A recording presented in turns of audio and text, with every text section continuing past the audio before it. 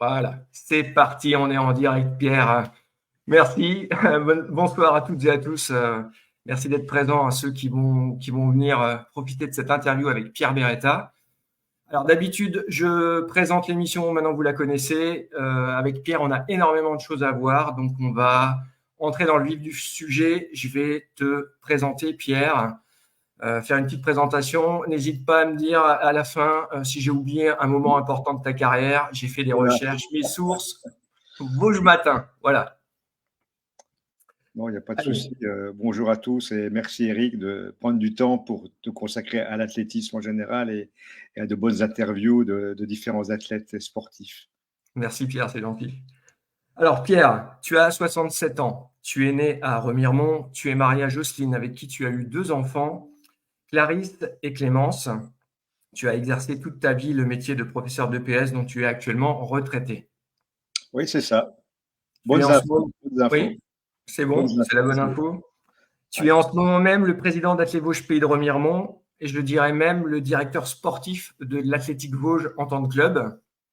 Oui, j'aime pas le mot directeur, hein, ça fait pompeux.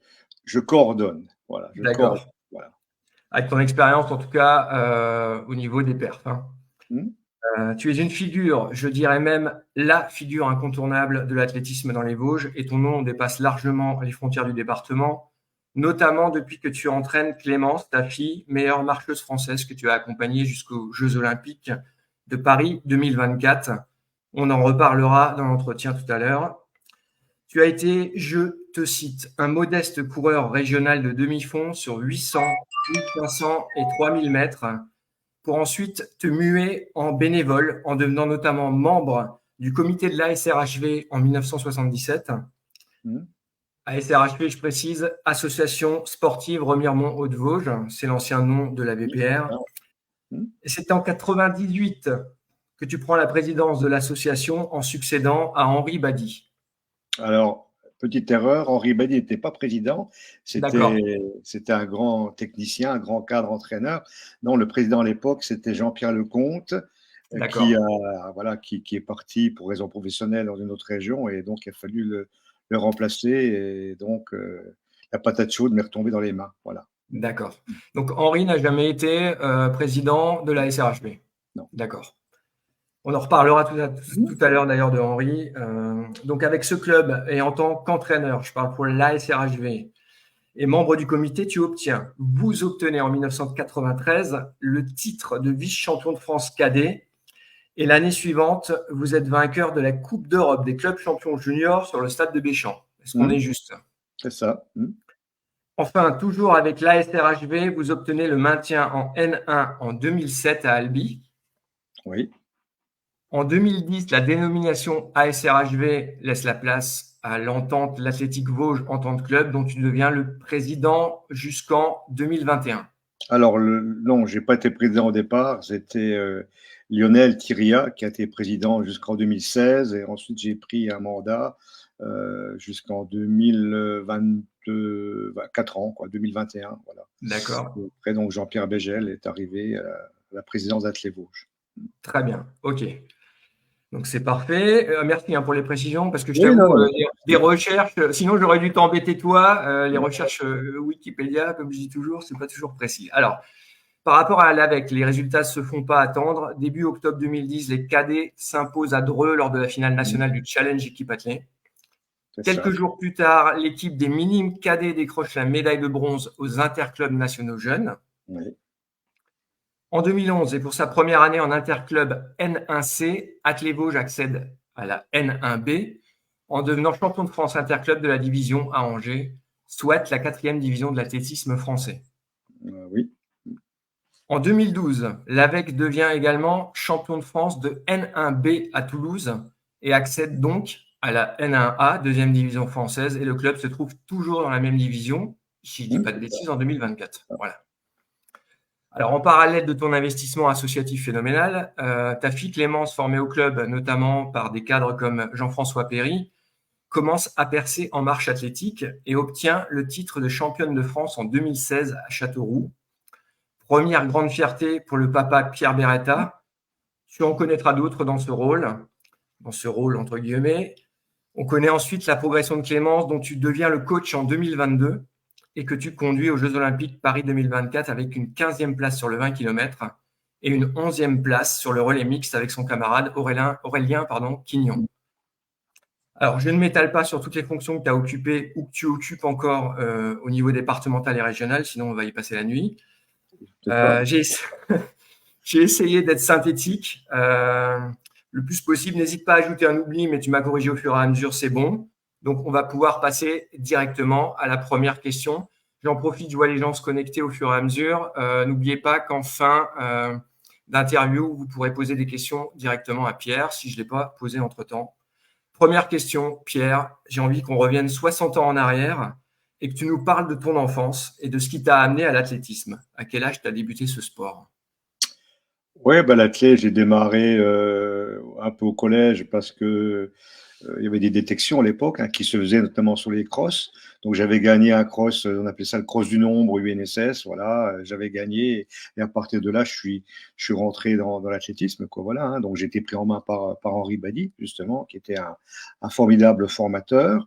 Mais à la base, mon rêve de jeune, mon rêve d'enfant, c'était de faire du vélo et de faire du cyclisme à bon niveau, parce que voilà, je pense que j'avais plus de potentiel en cyclisme qu'en course à pied, mais le vélo, ça coûtait cher et j'ai économisé franc après franc pour m'acheter mon demi-course quand je suis arrivé en troisième. J'étais très fier d'avoir été chez au magasin Chaton qui se tenait place des Travailleurs à l'époque, là où il y a le bar maintenant. Et donc, j'avais acheté mon premier vélo, économisant franc après franc, 500 francs, tout rond. Voilà. Voilà. Donc, mais après, voilà, je suis tombé dans l'athlétisme et j'ai pu arrêter. Et tu t'es spécialisé en demi-fond au fur et à mesure. Ouais, alors, ouais, j'ai fait surtout mais en fait, j'ai fait pas mal de choses dans l'athlétisme. Hein. J'ai passé des haies parce que voilà, et j'ai fait du sur la perche, pas mal sur la perche.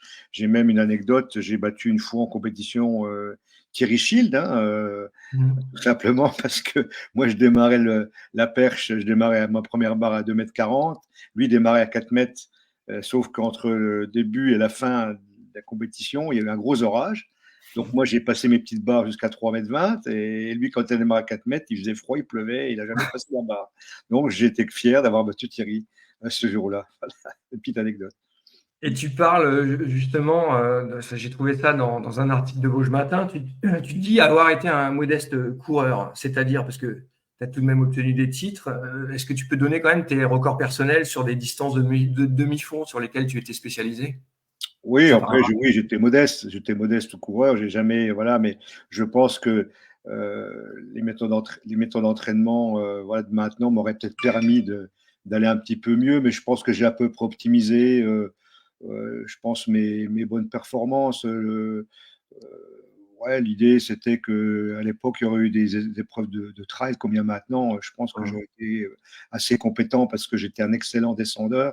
Voilà, mais bon, j'ai fait moins de 4 minutes au 1500 mètres, j'ai fait une 56 ou 800, voilà, des chronos 8,45 au 3000, mais c'est pas des chronos énormissimes, quoi, voilà. Mais j'ai fait aussi du 100 mètres, hein, j'ai fait moins de 12 au 100 mètres, j'ai couru le 400 mètres en 52, voilà, j'étais assez polyvalent dans la course en général, voilà. Puis j'ai fait du 100 longueur, j'ai un record à 5,80 en 100 longueur, voilà, du triple saut, j'étais pas loin de 12 mètres, voilà, j'étais assez complet, entre guillemets, par rapport à mon petit gabarit, voilà. Et d'où te vient cette, comment dire, cette passion, ou en tout cas cette envie de transmettre autour de la marche? C'est pas le cas dans tous les clubs parce qu'il n'y a pas forcément toujours un entraîneur, on va Ah dire, ben, ouais, spécialisé. ouais, mais ça, c'est voilà, c'est ma personnalité qui est comme ça. J'aime bien transmettre les choses. J'aime bien bah, mon métier. Voilà, c'était mon métier de transmettre, d'apporter une compétence. J'aime bien me mettre au niveau des dirigeants, des gens à qui je m'adresse, que ce soit des athlètes de bon niveau, des athlètes débutants, des athlètes modestes, des gens qui font du running loisir, des gens qui veulent faire de la compétition. Donc, je suis capable de traiter l'activité athlétisme pour la rendre accessible au plus grand nombre. C'est ça l'intérêt hein, de la pédagogie, hein, finalement, c'est de pouvoir avoir mon métier m'a permis d'apprendre ça, d'apprendre à rendre les choses accessibles à un maximum de gens autour de moi. Moi, mon plaisir, c'est ça, c'est de voir les gens progresser, les jeunes s'éclater. Voilà, c'est mon plaisir, il n'est pas dans la performance pure que va faire l'athlète. Moi, je suis content que l'athlète progresse et optimise le potentiel que j'estime voir en lui. Voilà. Si je prends un athlète lambda, je vais pas lui mentir, je vais lui fixer des objectifs réalisables, réalistes, sans vouloir lui faire croire à des miracles. Voilà. Il y a un moment donné, on est obligé, j'en fais comprendre aux gens, les gens qui sont pleins de bonne volonté, qu'à un moment donné, on peut plus progresser, mais ce qu'ils font, c'est déjà extraordinaire. Donc ça, voilà, c'est ma façon de fonctionner. C'est ton credo. Et justement, le travail de bénévole, là, pour passer par la suite de ton investissement dans l'athlétisme, est-ce qu'avec le recul, tu t'attendais à avoir finalement une carrière, hein, je mets entre guillemets, aussi remplie dans l'associatif? Bah non, parce que j'ai toujours dit que voilà, je ferais un mandat, 2 mandats de président. Bah toi, ça va faire, je vais rempiler pour 4 ans là bientôt, voilà, mais ça sera le dernier. Ça, je peux l'assurer, l'annoncer. Ça sera le dernier. J'en ferai pas un de plus parce que là, j'arrive et il faut aussi que les gens s'investissent et apportent des idées nouvelles parce que les idées, il en faut pour faire avancer un club. Donc oui, mais une fois qu'on a mis un peu la main dedans et puis il y a des satisfactions, hein. C'est clair qu'il y a des moments difficiles, mais il y a des plaisirs, hein. Bon, c'est du lien social, c'est des belles rencontres, c'est des gens sympas. Moi, je suis assez liant de nature et je m'entends bien avec beaucoup de personnes. Je suis capable de m'adapter au public qui est en face de moi, aux gens qui sont en face de moi, que ce soit un élu ou que ce soit une personne de l'environnement.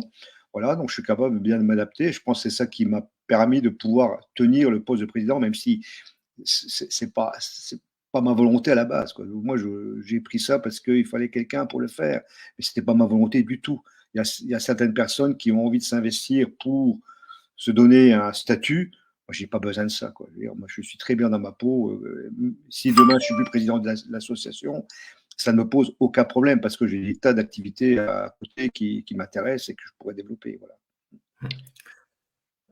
Tu es quelqu'un d'entier. Ça, je le confirme. C'est pas ton style de, si je peux me permettre la phrase, de te la péter. Ça, c'est clair et net, hein.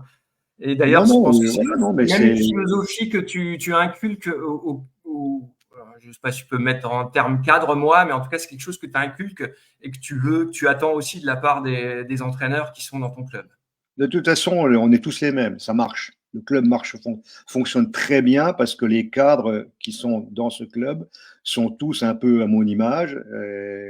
C'est moi qui suis à leur image, en ce sens qu'ils sont modestes, ils sont humbles, qui s'investissent de façon désintéressée, voilà, qui ne vivent pas à travers les résultats de leurs athlètes, parce qu'il n'y a rien de pire que ça, et ça c'est dangereux.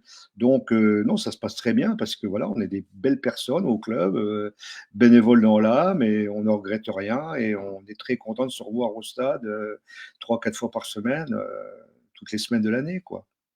Et pour revenir justement sur les cadres que tu as rencontrés pendant toutes ces années qui ne sont peut-être même plus là, qui sont malheureusement décédés, je pense donc à Henri Badi ou à d'autres, qu'est-ce que tu as appris à leur contact? Ah ben moi, Henri Badi, il m'a beaucoup appris. Je pense que je fonctionne un petit peu comme lui. Sa méthode, un petit peu, allez, user de la voix, encourager. Tout. Il était toujours dans l'encouragement. Ça, c'est vraiment quelque chose qui m'a marqué. Moi, quand je courais, on faisait nos tours dans le noir, hein, il n'y avait pas d'éclairage. Voilà, on était un petit groupe. Et à chaque tour qu'on passait devant, il avait un petit mot. Il avait un petit mot gentil. Et ça, j'essaye de le reproduire quand je vois les jeunes ou les moins jeunes. Voilà, allez, salut, vas-y, allez, Cyril, c'est bon, allez, les gars. Ouais, c'est des petites choses qui, je pense, font plaisir et montrent qu'on s'intéresse en fait aux gens qui sont dans le club. Ils sont pas uniquement là juste non, ils sont là aussi en tant qu'être humain, quoi. Et je me dois de m'intéresser à tout le monde, du plus modeste jusqu'à Clémence, quoi. Voilà, je dois vraiment avoir cette capacité-là, quoi. Alors, il faut faire très attention aussi entre guillemets, de pas montrer qu'on a des préférences l'un par rapport à l'autre. Il faut arriver à être assez juste. Et puis, dans l'entraînement, il faut beaucoup de bienveillance, mais la bienveillance n'exclut pas l'exigence. L'exigence d'être régulier à l'entraînement, l'exigence d'écouter la consigne, l'exigence de vouloir s'investir fortement. Ça aussi, c'est un discours que je tiens beaucoup près des jeunes qui ont des fois tendance un petit peu à pas toujours écouter, mais je peux le comprendre. Il sort de la journée de travail, c'est pas facile. Voilà. Moi, je suis tolérant. Voilà, on peut arriver en retard un petit peu, c'est pas grave. On s'arrange, on décale l'échauffement. Mais à un moment donné, il faut quand même que le travail soit fait. Voilà. Et ça, c'est le credo, c'est que sans travail, on ne progresse pas. Avec du travail, on progresse. Voilà.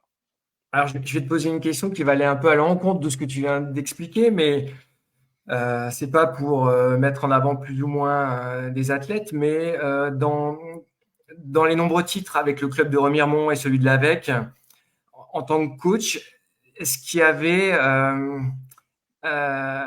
comment dire, des athlètes qui t'ont marqué, en fait, qui sont passés récemment ou plus tard, hein, plus anciennement? Est-ce qu'il y a des, au niveau de la performance, des athlètes qui t'ont marqué?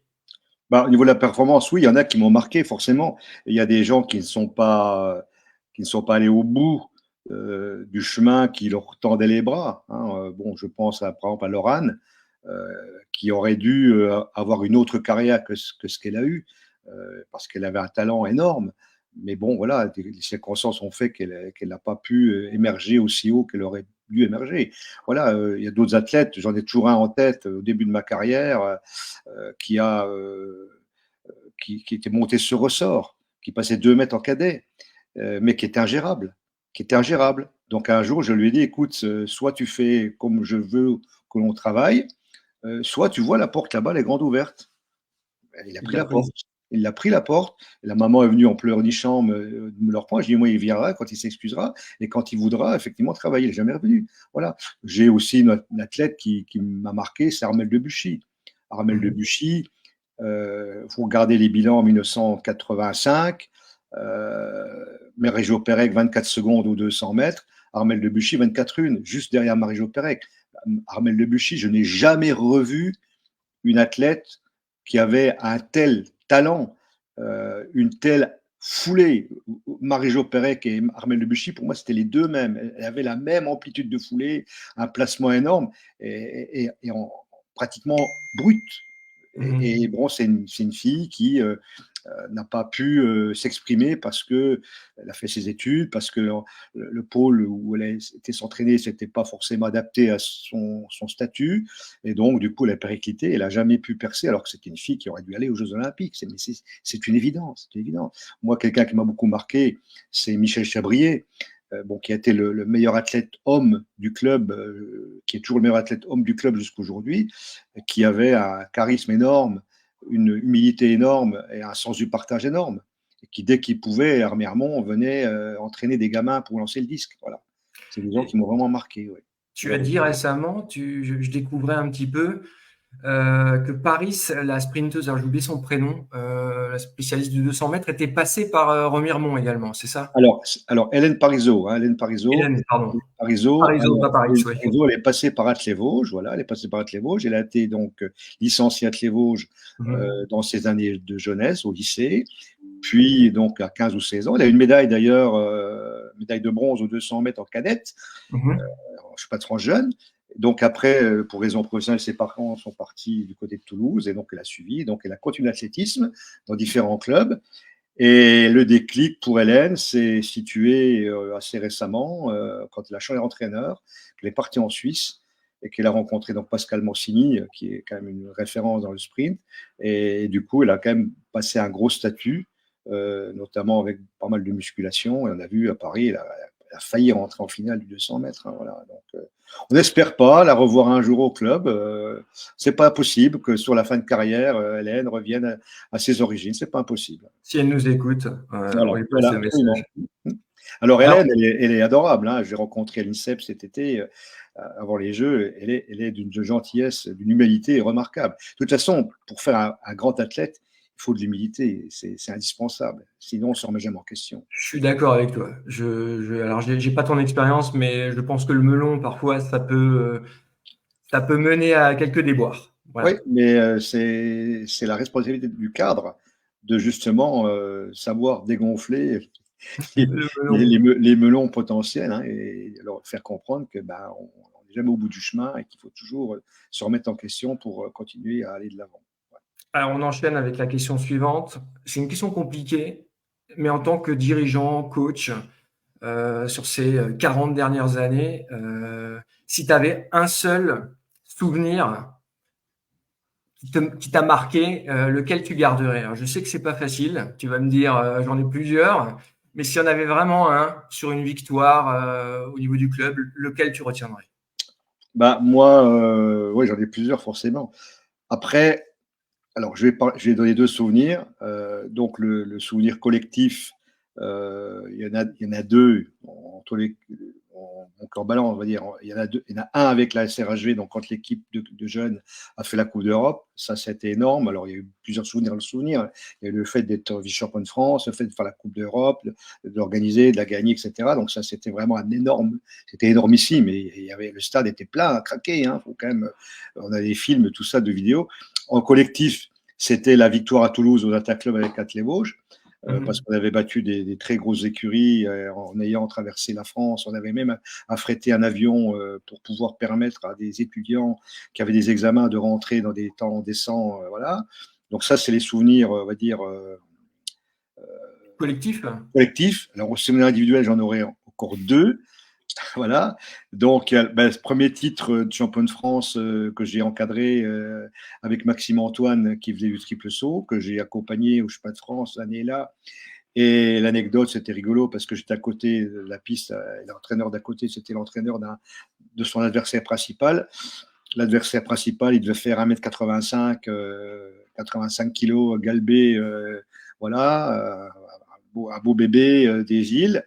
Et puis notre petit Max Antoine, 1m70, un peu freluquet, gringalet, mais monté sur le ressort, quoi. Et je me souviens toujours, donc Max, il démarre, il fait son premier saut à 14 mètres 90. Le Parisien, il doit faire 14 mètres 40. Et j'entends le coach d'à côté lui brailler dessus. Hey, tu vas pas te faire battre par un gringalet comme ça. Bah, il s'est fait battre par un gringalet comme ça. Voilà. Donc ça, c'est quand même un bon souvenir. Et puis évidemment, le deuxième souvenir, c'est forcément lié à Clémence, hein, puisque alors j'ai beaucoup de souvenirs avec elle, mais bon, évidemment, quand je l'ai vue sortir du terrain d'échauffement pour remonter le pont d'Iénal au départ, et que je l'ai vu sur le grand écran quand elle était en première ligne après le départ de 20 km, bah c'est sûr que ça fait des frissons, ça fait forcément chaud au cœur. Ça marque, ça Voilà, marque. c'est sûr, c'est sûr. On va passer après tout à l'heure justement aux questions de Clémence. Là, on va terminer avec une dernière question sur le passé, entre guillemets.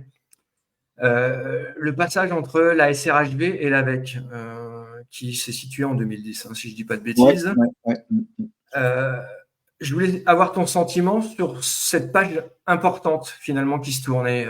Comment tu l'as vécu, ce changement qui finalement, on parle souvent de l'identité des clubs. Voilà. Est-ce qu'il y a des questions qui se posaient, des choses qui se bousculaient? Oui, bah, ça s'est passé de façon très démocratique. Voilà, donc il y a eu un vote. Hein. Le vote a été unanime à 95% ou pas loin pour les gens premièrement d'adhérer à ce futur groupement. Mon regret, c'est sans doute de l'avoir fait trop tard. Il aurait fallu le faire, à mon avis, un peu plus tôt, déjà un peu plus tôt. Voilà. Et si on ne l'avait pas fait, je pense que les résultats qu'on a aujourd'hui, une Clémence Beretta n'existerait pas, par exemple. Voilà. Ça, c'est une évidence. Clémence Beretta, pour moi, c'est le plus beau résultat d'Attelé-Vosges, de l'entente qui a été créée, parce que ça a permis de mutualiser pas mal de choses. Notamment, ça a permis à Clémence de faire des épreuves collectives de championnat de France de jeunes en équipe attelée, y compris en attaque club cadet. Et donc, elle s'est aguerrie. Et là, elle a eu quand même une compétition de marche en minime ou cadet, je ne sais plus, où elle arrive au coude à coude avec Axel Ham, qui était déjà la référence à l'époque chez les jeunes marcheuses. Et quand elle a vu qu'elle pouvait accrocher Axel Ham jusqu'au sprint final, où finalement Axel l'a battu de 10 cm, et là, ça lui a aussi fait un déclic. Il n'y aurait pas eu cette compétition-là, peut-être que Clémence n'aurait pas enchaîné aussi bien dans la marche athlétique, quoi. Et donc, aujourd'hui, on se rend compte que dans les Vosges, et ce n'est pas méprisant ni par rapport aux autres clubs, les résultats nationaux obtenus par l'athlétisme vosgien sont quasi exclusivement le fait d'Athletic Vosges en tant que club. Voilà, Mhm.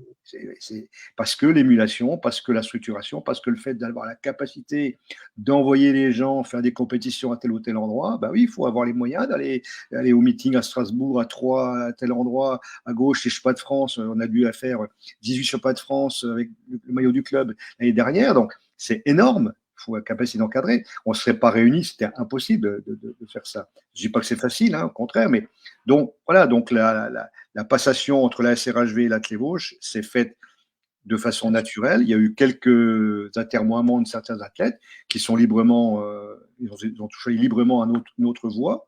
Mhm. Mais ceux qui ont pris notre voie, bah aujourd'hui, leur voie est éteinte, quoi. Voilà, donc, et Athlé Vosges continue à aller de l'avant avec une équipe d'interclub qui est voilà, qui a fait un club qui est second du Trail Tour national. C'est quand même pas rien. Un club qui a donc Constance et Caroline de Niloleur, qui a donc Benjamin Paulin, qui a donc Clémence Beretta, qui a Loué Ouera, qui a Adrien Peralta. Euh, on rigole parce que certains rigolent parce qu'on a des étrangers, mais les étrangers, on les fait pas venir en charter. Hein. C'est pas comme certains clubs qui envoient. Non, non, nous, c'est un vrai partenariat. Il y a du vrai lien d'amitié avec notamment Yvan Pilaire qui s'investit beaucoup. Donc, nos Sénégalais, Francky Mendy qui va aux Jeux Olympiques, c'est quand même un tête du club. Salissard qui dépasse les 14 mètres au triple saut qui va aux Jeux Olympiques, c'est un athlète du club qui a passé 3 mois en France à Épinal, qui s'est entraîné avec des coachs d'Épinal.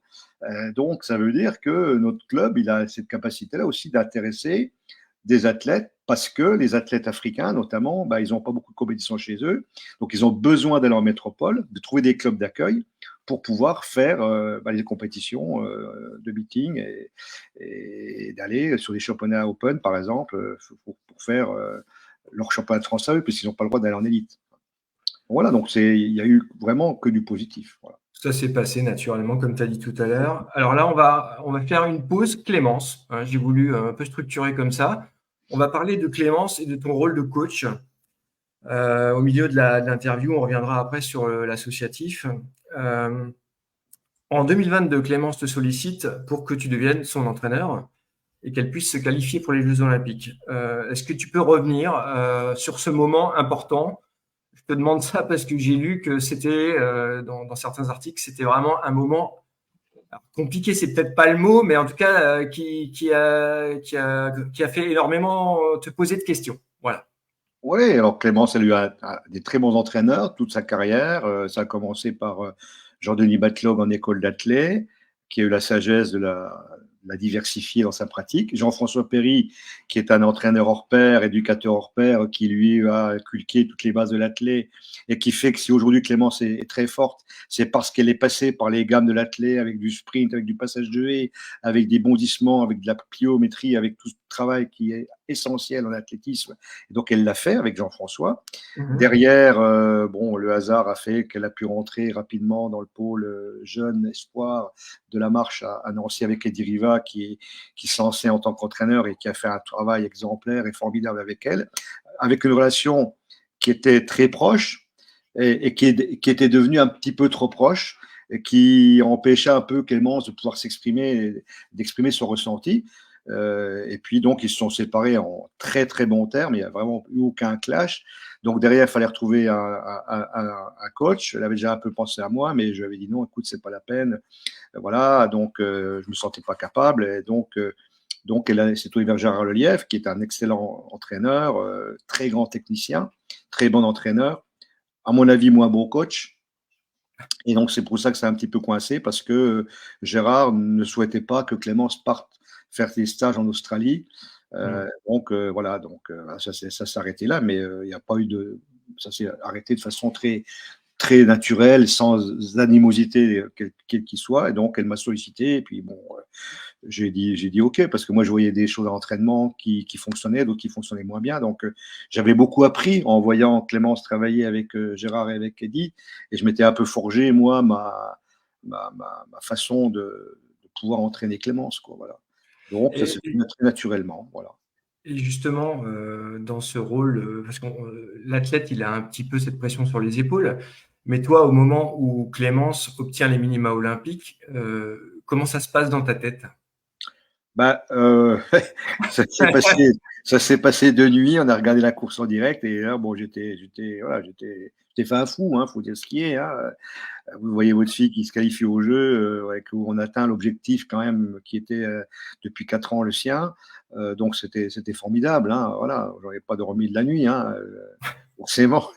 Donc ça s'est passé comme ça et c'est vrai qu'il y a forcément l'athlète a beaucoup de pression de résultats parce qu'il y a des partenaires qui s'investissent, parce qu'elle met beaucoup d'investissement personnel. C'est pas facile, vie d'athlète de haut niveau, faut pas croire. Hein. Ça demande des sacrifices. Ce sont des choix de vie qui obligent à ne pas faire n'importe quoi, n'importe quand. Et puis donc elle m'a sollicité. Et voilà, donc c'est plus facile de devenir entraîneur de sa fille quand c'est la demande à elle que l'inverse. Mmh. Mmh. Et ça serait très mauvais. Je m'oppose, moi, à tous ceux ou celles qui veulent absolument s'accaparer l'entraînement de leurs enfants. Je pense pas que ce soit la bonne idée, sauf si effectivement il y a une véritable osmose qui se crée. Et Mmh. bon, ce qui est le cas, hein, sur l'entraînement, ça se passerait bien. Moi, elle m'a redemandé pour aller jusqu'à Tokyo, donc on va déjà aller jusqu'à Tokyo, puis après on va essayer d'aller jusqu'à Los Angeles. Après, comme je disais, si elle veut changer, il n'y a aucun problème, quoi. Il n'y a aucun problème. Elle gère sa vie. Et j'ai pas, moi, ça me posera aucun problème. Vraiment aucun problème. Voilà. Mais justement, la qualification olympique, là, tu expliquais bien ce rôle de coach. Est-ce que la qualification olympique, ça a été un... Mais derrière, il y avait quand même un plan Paris 2024. L'objectif principal, c'était pas uniquement la qualification. Il fallait également bien figurer Oui, sur ces jeux. c'est-à-dire que l'intérêt était de se qualifier très tôt. On avait imaginé ce scénario-là, de se qualifier très tôt pour après pouvoir vraiment se préparer pendant quasiment 6 mois à l'esprit serein, contrairement à d'autres athlètes qui couraient après. Ces copines marcheuses, elles en courent après très longtemps et du coup, elles sont arrivées au jeu un petit peu émoussées. Voilà. Vous savez. Donc, vraiment, c'est l'arrivée au jeu, ça allait très bien. Donc, c'était vraiment une stratégie qu'on a vraiment développée avec les championnats d'Europe qui tombaient vraiment à bon moment dans la saison. Derrière, on pouvait reprogrammer l'altitude sans aucun souci, on avait le temps. Voilà, donc ça se goupillait bien. La saison se goupillait bien voilà, par rapport à tout ce qu'elle avait fait. Alors que Pauline et Camille, ses copines d'équipe de France, ont dû, elles, aller à la Corogne, ont dû batailler pour aller chercher pour l'une un minima ailleurs. Enfin, voilà, c'était quand même compliqué. Hein, et Pauline, elle a eu le minima à la Corogne, Camille à Rome, mais pour arriver au minima, il fallait qu'elles soient déjà au top du top de leur forme. Donc derrière, Mmh. c'était pas facile de pouvoir se régénérer un petit peu et tout de suite de se préparer. Tu as déjà répondu en partie à la prochaine question. Tu m'as parlé de Tokyo, tu m'as parlé de Los Angeles, donc ça c'est du moyen long terme. Il y a d'autres échéances que vous préparez là actuellement. J'ai pas le planning, j'ai pas l'agenda. Il y a des Alors championnats là, de France. ouais, là, si tu veux, on est en phase de reprise. Hein. On est en phase de Mmh. reprise. Donc, on a mis l'accent sur la muscule. Donc, elle a fait un gros travail avec Thibaut Lecomte, hein, le préparateur Mmh. physique, qui fait du bon boulot avec elle. Donc, on a mis l'accent sur la muscule. On fait des petites séances, mais très légères. Hein. Pour maintenir, on va dire, la mémoire musculaire de la marche et de la course à pied. Et donc là, on va redémarrer. On s'est fixé donc le 1er novembre, hein, donc c'est Mmh. fin de semaine. Et puis derrière, donc on a prévu un premier cycle de 3 semaines où on va remettre de la VMA courte et puis du foncier long. Et derrière, elle partira en stage Afrique du Sud avec l'équipe de France, où là, on va essayer de faire un bon stage efficace. Puis on verra, on fera un point. Moi, j'aimerais bien pouvoir faire un point en salle sur un 3000, voir un petit peu voilà, où on en est quand même. Hein. Mmh. Et puis après, en fonction de ça, bah voilà, de toute façon, je pense que je suis pas de France du mois de mars. C'est presque un passage obligé, plus ou moins, de le faire cette année. On verra l'état de forme, voilà. D'accord. Moi, je ne veux pas l'envoyer au pas de France du mois de mars. Il n'est pas au niveau de faire déjà 1h30, quoi. Voilà. C'est pas la peine. Alors, on va en finir avec la partie marche et revenir un peu dans l'associatif. Il y a des questions un peu plus intimes, un peu plus philosophiques.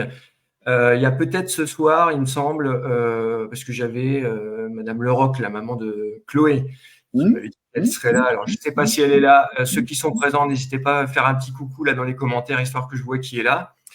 En tout cas, c'était juste pour rebondir sur cette densité de marcheuses, particulièrement de marcheuses, même s'il y a aussi des très bons marcheurs. Chez les filles, on sent vraiment que c'est en train de monter en puissance dans toutes les catégories.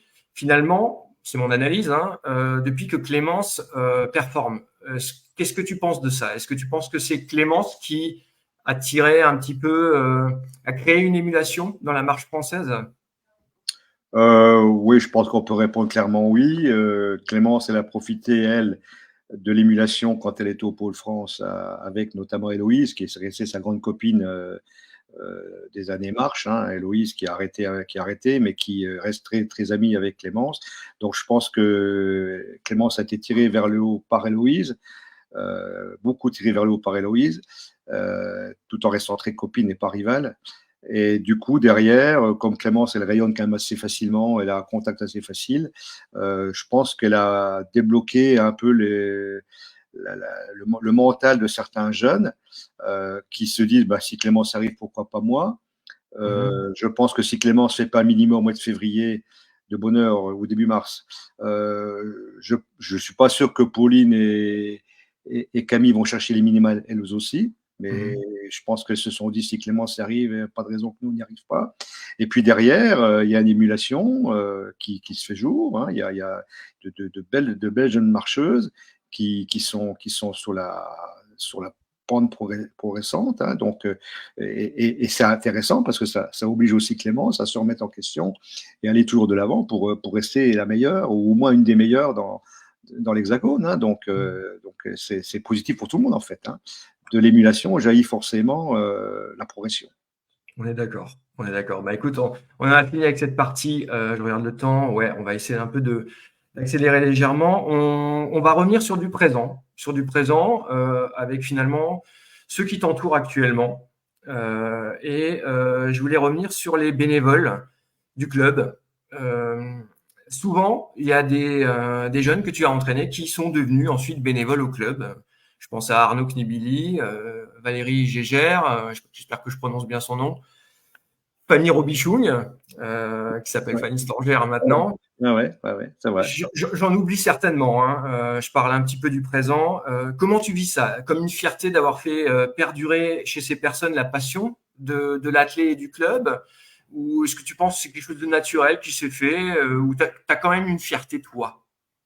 J'ai pas de fierté, c'est parce que voilà, je suis pas quelqu'un qui suis fier, voilà. Par contre, je suis heureux, oui, de voir qu'il y a des jeunes comme Fanny, comme Valérie, comme Arnaud, heureusement. Mais en fait, moi, j'ai un sentiment beaucoup plus mitigé, en sens que Mhm. tu parlais de la Coupe d'Europe.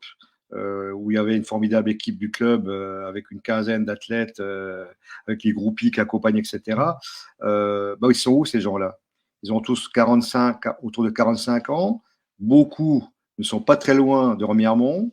La plupart passent au moins une fois par mois, voire une fois par semaine, parfois peut-être même tous les jours dans le stade.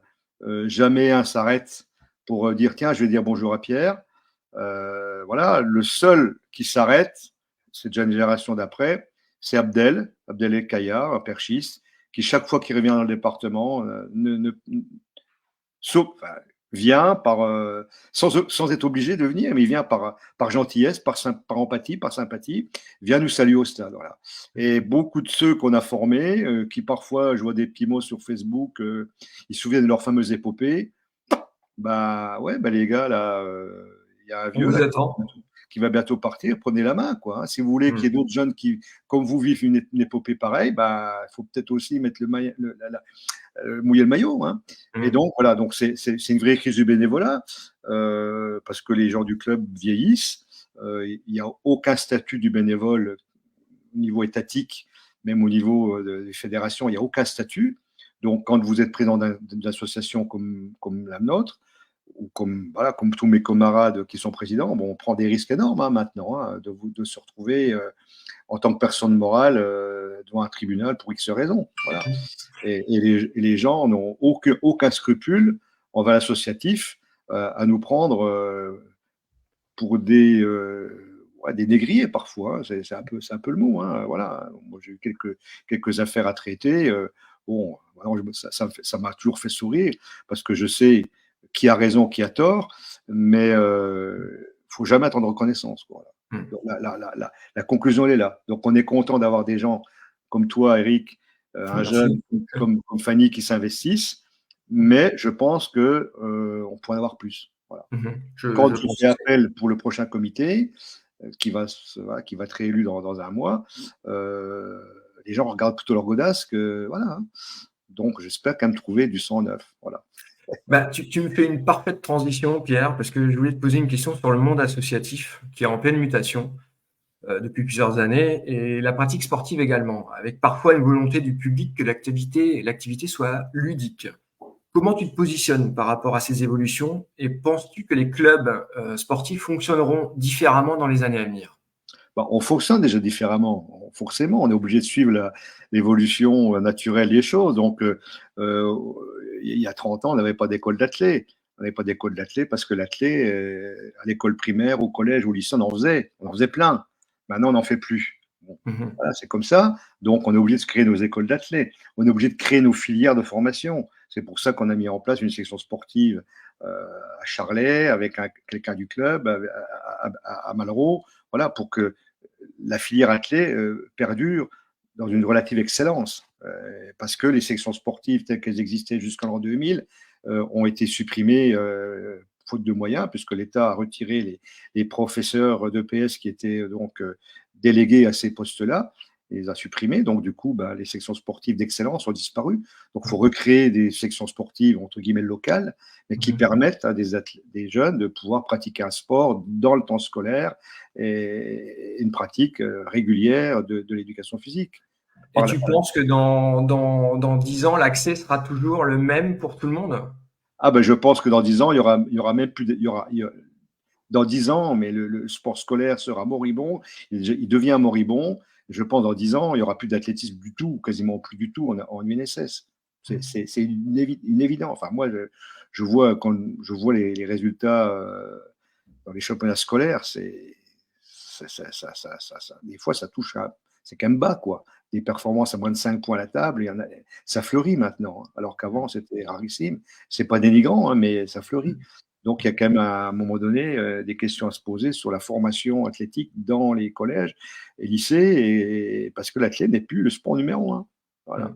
L'athlète n'est pas plus important que l'ultimate ou moins important que la danse folklorique ou que les arts du cirque. Voilà.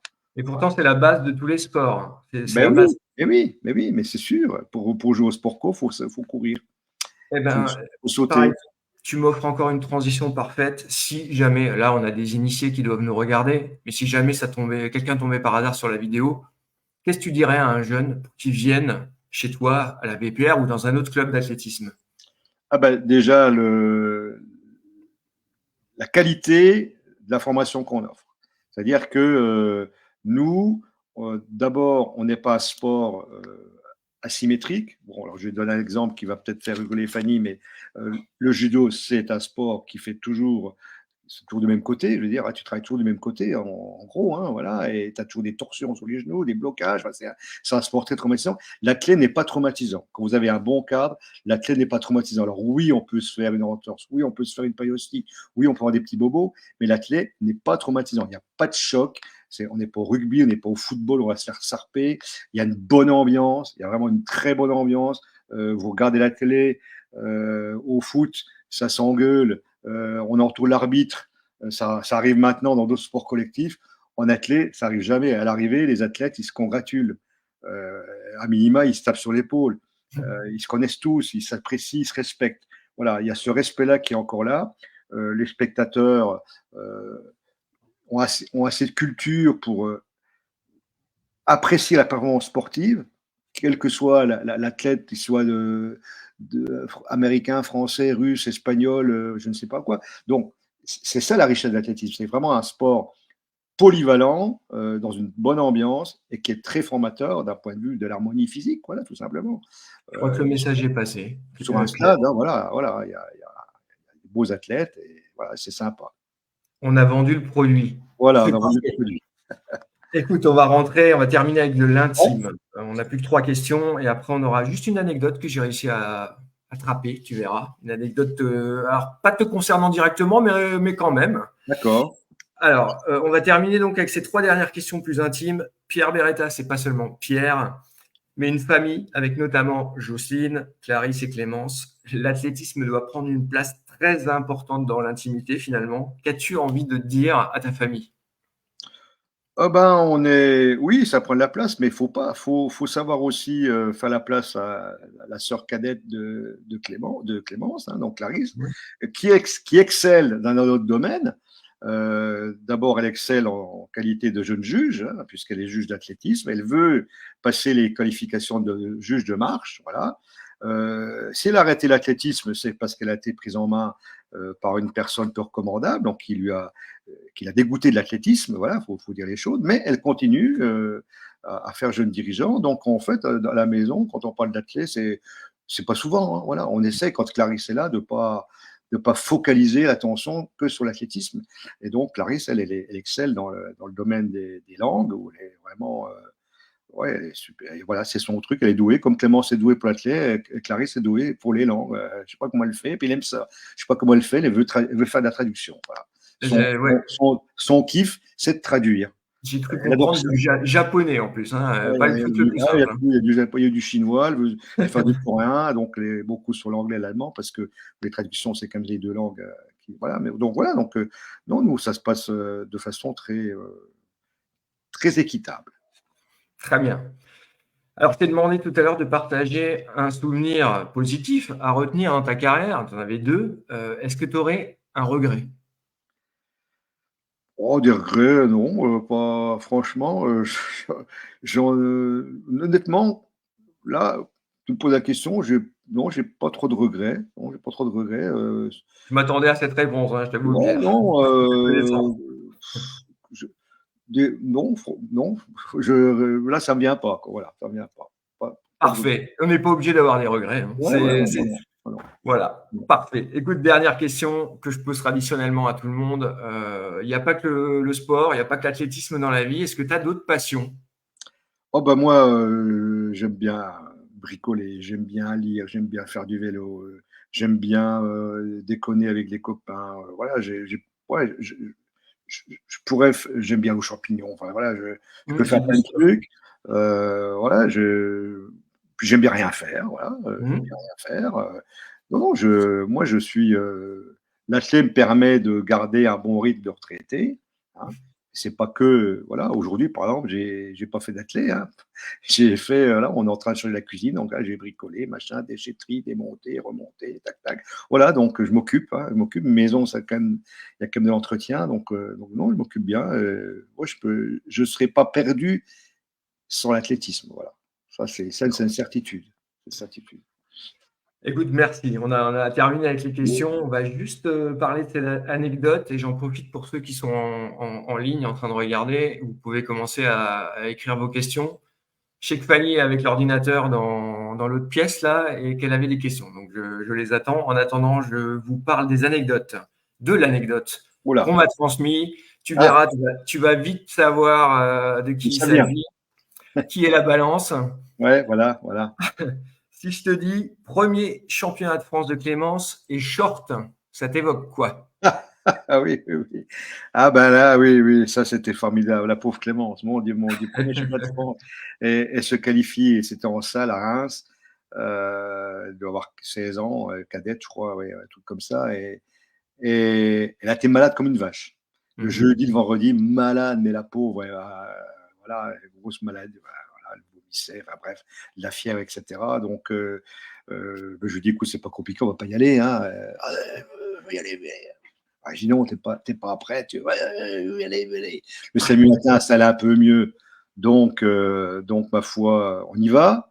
On y va. Donc, c'était à Reims. Donc, on avait pris une chambre. Hein, bon, la veille. On arrive au au stade. Et là, elle a un flash. Je crois que j'ai oublié mon short. Et en marche athlétique, le short est obligatoire. Enfin, le genou doit être apparent pour le jugement. Donc, c'était un dimanche. Donc, ma femme, je prends Clémence. Bon, on fait les formalités. Ma femme essaie de trouver un endroit, supermarché ouvert pour trouver un short, mais on ne trouve pas. Enfin bref, voilà. Donc, du coup, on a pris le collant de sa sœur. On l'a coupé dedans pour lui Pour en faire faire un un short. short.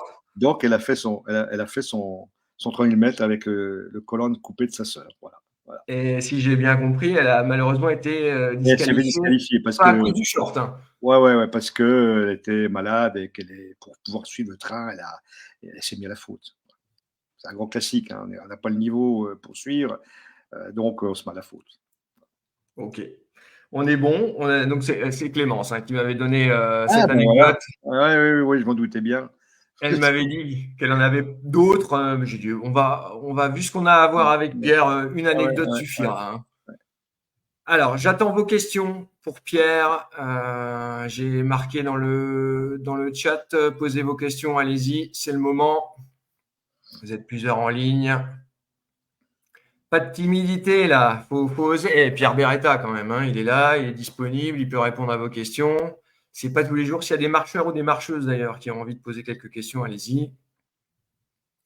Ou Fanny d'ailleurs aussi, n'hésite pas. Ben voilà.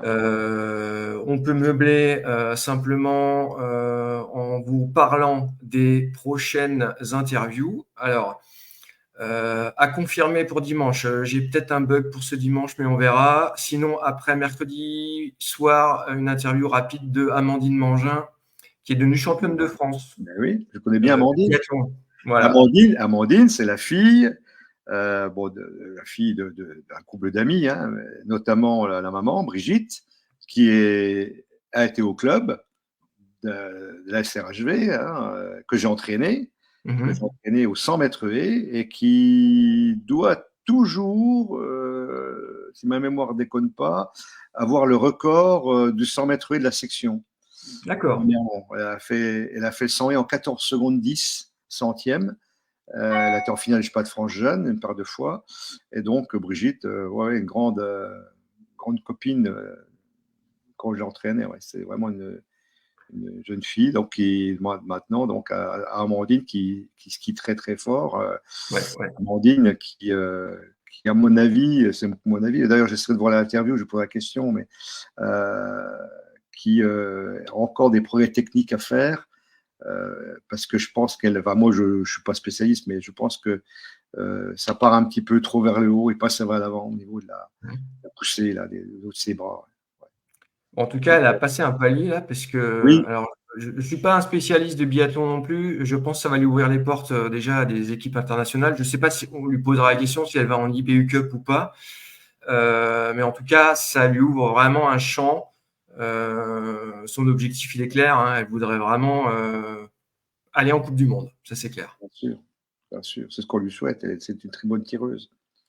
C'est sa spécialité, c'est ce qu'elle nous avait expliqué. Et je regarde en même temps les messages. Donc, Guillaume Remy, pas de questions, mais merci pour tout, Pierre. Merci Guillaume. Jean-Charles Fouché, au top, le coach. J'y sais mercredi prochain. Hein. Attention, on met ça. Hein. Voilà. Ah, aujourd'hui, c'était repos, effectivement. Ah oui, il n'y avait pas le stade était fermé. Ouais.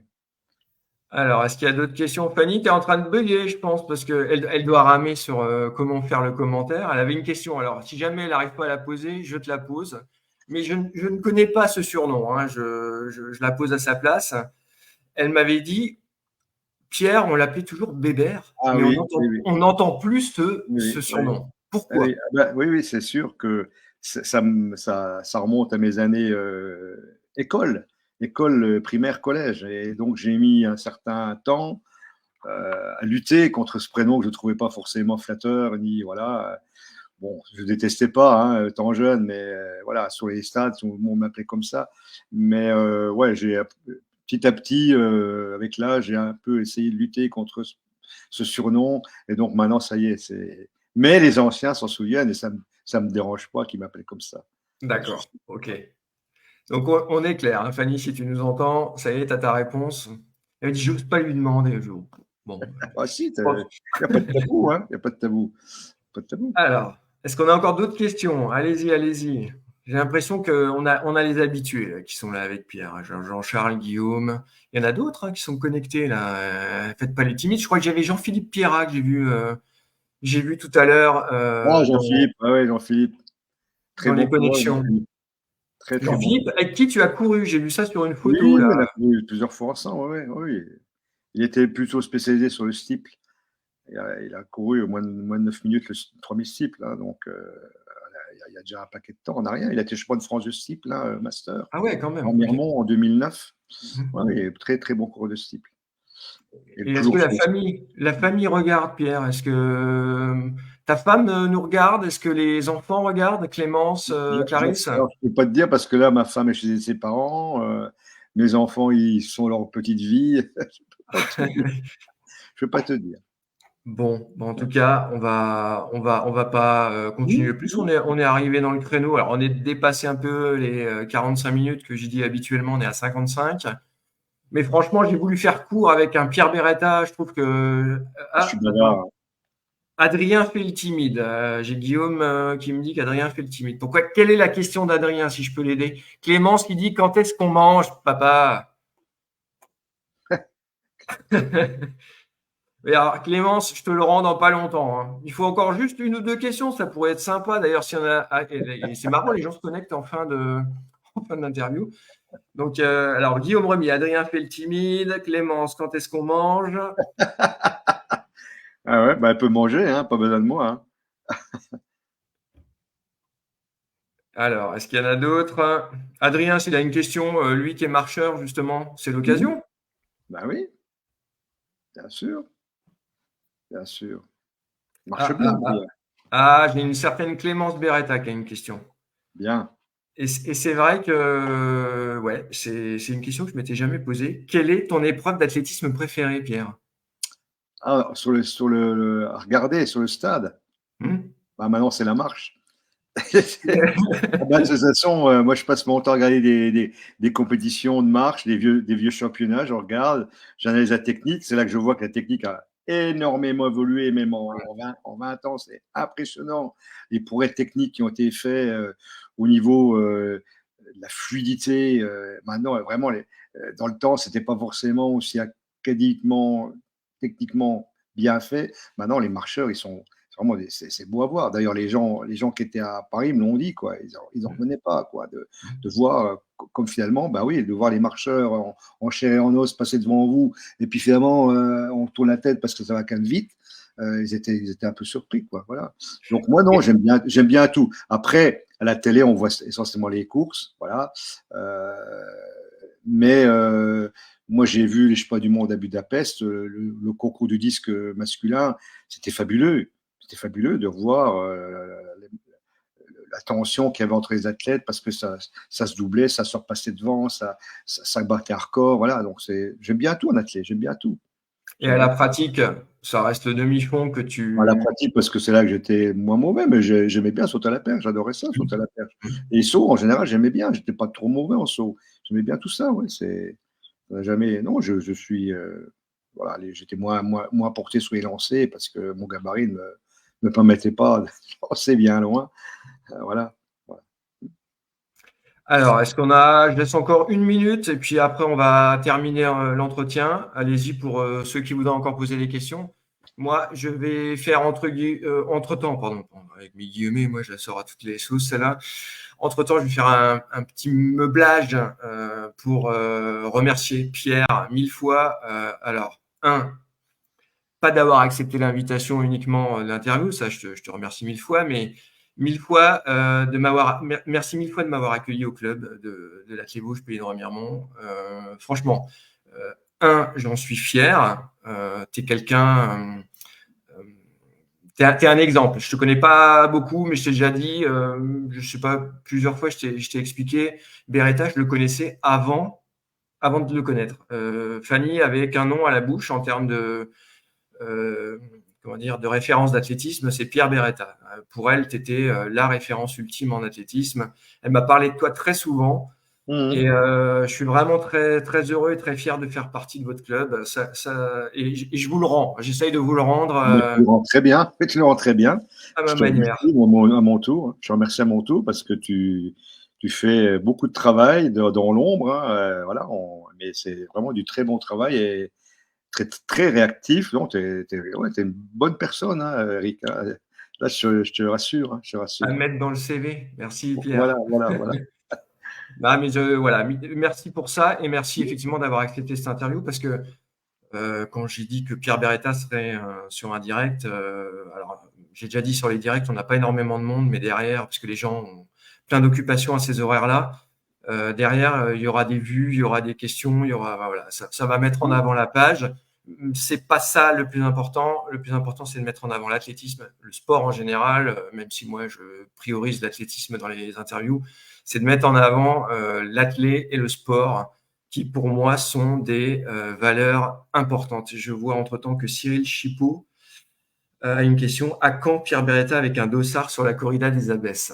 Ah ben écoute Cyril, t'étais peut-être pas né que j'ai porté déjà mon premier dossard sur la corrida. Bah non, mais je peux plus, tu peux pas être, être dirigeant, responsable de la manifestation et courir, c'est quasiment impossible. Mais ouais, j'aurais bien faire la corrida, tiens, la Festirun, on va faire la Festirun cette année. D'ailleurs, je pourrais peut-être faire la Festirun, voilà, avec le groupe des coureurs à Cyril, on va faire une équipe à la Festirun, voilà. Et on ira boire une bière après sur la place de l'Âtre, voilà. La corrida, c'est toi l'organisateur. C'est compliqué de courir et d'organiser en même temps. Ah ouais, tu peux, c'est pas possible, pas possible. On est d'accord. Il y a Jean-Pierre Bégel qui vient d'arriver et qui nous dit 1000 excuses pour mon retard, Pierre et Eric, mais vous n'êtes pas pardonnés. Jean-Pierre, non, je plaisante, hein. Jean-Pierre a une question. À quand Pierre sur le 15 km de l'Infernal? Oh bah ouais, je pourrais, oui, en plus, ça passe à côté de chez moi. Cette année, je suis allé voir, il passe à 100 mètres de chez moi, hein. Donc oui, 15 kilomètres, je serais capable de les faire. Après, il faut quand même un petit peu se préparer, mais bon, ouais, je pourrais le faire, oui, pourquoi pas. Oui, Jean-Pierre, je te prends au mot, on le fait ensemble. Et le ravitaillement, ce sera à la maison de chez Pierre, Et le si jamais on peut. ravitaillement, post-compétition, ça sera Voilà. sur la terrasse, ouais. Bah, alors dans ce cas-là, je vous accompagne, hein, il n'y a pas de problème. Voilà, eh ben, Jean-Pierre écoute, et on prend le pari, Pierre. ça marche. Il a dit OK. Bon, écoute, Bon. je pense que c'est bon. On va terminer. De toute façon, comme dit, les vidéos sont vachement regardées par après. S'il y a des questions, on les transférera. Ouais, ouais, oui. Merci à tous, merci à toutes. N'oubliez pas de liker les vidéos, de vous abonner. Et je vais mettre, non, là c'est un peu tard, mais je ferai une information sur la page de Remiremont. Si des personnes qui ne sont pas forcément du club regardent la vidéo, venez aussi vous abonner sur la page de Remiremont. Elle est vachement active et vous y verrez tout ce que Pierre met en place. Voilà. Merci encore Pierre et puis bonne soirée Eric, et bonne soirée à toi. Et à puis, bientôt. au revoir à tous. Bye bye. Ciao.